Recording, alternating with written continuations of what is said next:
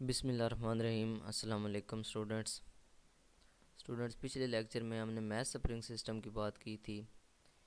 इस वाले लेक्चर में हम सिंपल हार्मोनिक मोशन की दूसरी जो एग्जांपल है, बॉल एंड बाउल सिस्टम, उसके बारे में डिस्कस करेंगे। पेज नंबर 4 है आपके पास, बॉल एंड बाउल सिस्टम। तो ये भी एक एग्जांपल है सिंपल हार्मोनिक मोशन की, कि बॉल एंड बाउल ये सिस्टम यहाँ पे बना हुआ है। एक बाउल है, एक किस्म का ये एक प्याला है, उसके अंदर ये एक बॉल है। तो इसको हम डिस्कस करते हैं कि ये किस तरह सिंपल हार्मोनिक मोशन जो है वो परफॉर्म करता है। The motion of a ball placed in a bowl is another example of simple harmonic motion. ये फिगर उसने साथ बताई है कि ये बनी हुई है figure. When the ball is at mean position O, that is at the centre of bowl. ये सेंटर ऑफ बाउल को उसने मीन पोजीशन कहा है ओ।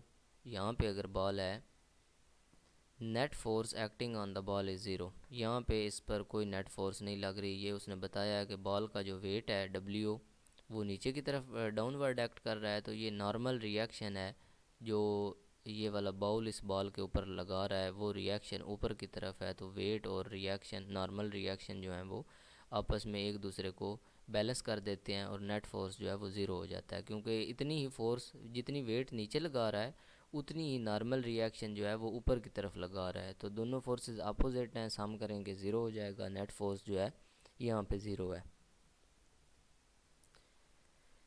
इन this position weight of the ball acts downward and is equal to upward normal force of the surface of the bowl. ठीक है जी, wait जो है वो डाउनवर्ड एक्ट कर रहा है और वो किसके इक्वल है, यहाँ पे जो इसकी सरफेस, बाउल की सरफेस, बॉल के ऊपर जो नॉर्मल फोर्स लगा रही है अपवर्ड, उसके इक्वल है। Hence there is no motion. क्योंकि यहाँ पे नेट फोर्स ज़ीरो है तो फिर कोई मोशन नहीं है, ये रेस्ट के अंदर है। Now if we bring the ball to position A and then release, अगर हम इसको इस पोजीशन ए पर ले जाएं बॉल को और यहाँ से रिलीज़ कर दें, छोड़ दें, तो फिर ये क्या करेगा, the ball will start moving towards the mean position O due to the restoring force caused by its weight. अच्छा, अब इसके अंदर जो वेट है वो इसको नीचे की तरफ डाउनवर्ड पुल करेगा। इसके वेट की वजह से रिस्टोरिंग फोर्स पैदा होगी और उस रिस्टोरिंग फोर्स की वजह से ये अपनी मीन पोजीशन की तरफ आएगा। क्योंकि ये इसकी मीन पोजीशन है, तो इसको जब हम यहाँ से छोड़ेंगे तो ये ओ की तरफ आएगा। तो फिर उसी तरह मैथ स्प्रिंग सिस्टम की तरह आपको पता है कि ये वहाँ पे रुकेगा नहीं।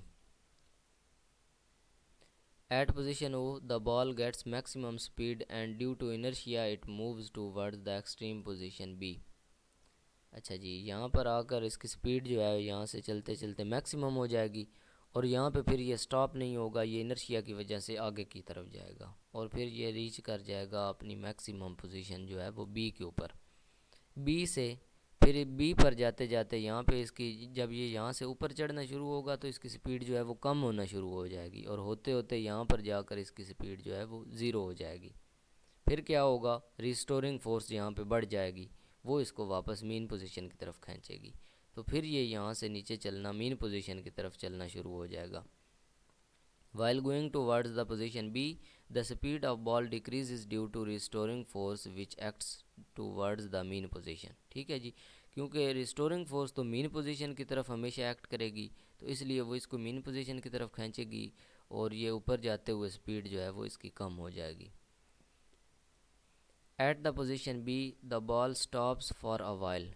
पोजीशन बी पर थोड़ी देर के लिए रुकेगा क्योंकि यहाँ पर इसकी वेलोसिटी जो है वो ज़ीरो होगी और फिर ये नीचे चलना, and then again moves towards the mean position O under the action of restoring force. फिर ये रिस्टोरिंग फोर्स की वजह से ओ की तरफ चलेगा।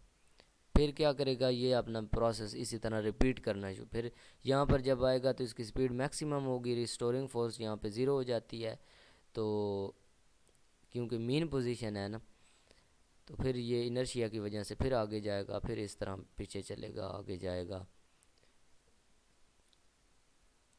टू एंड फ्रो मोशन करता रहेगा। तो this to and fro motion of the ball continues about the mean position O till all its energy is lost due to friction. वो कह रहा है कि फ्रिक्शन की वजह से जब तक इसकी सारी एनर्जी ज़ाया ना हो जाए, काइनेटिक एनर्जी जो इसके अंदर है वो जब तक इसकी ज़ीरो ना हो जाए तब तक ये मूव करता रहेगा, फिर आहिस्ता आहिस्ता एनर्जी ज़ीरो होती जाएगी और ये रेस्ट पे आ जाएगा। Thus, the to and fro motion of the ball about a mean position placed in a bowl is an example of simple harmonic motion।